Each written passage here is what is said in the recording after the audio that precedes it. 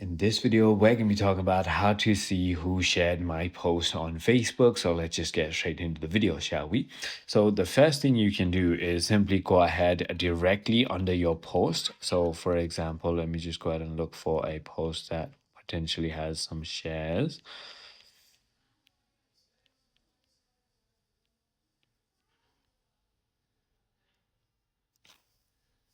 When your post has shares, all you need to do is simply go ahead and click on the share icon, and then it will go ahead and show you a couple of people who are public and who do share who do share to people who are sharing. So that is one of the ways you can do it. The other way you can go ahead and do so is by checking notifications, because it does notify you when someone shares your post, and that is about it. I hope this video clarifies everything for you. If it did, hit that like button and I'll see you on the next one.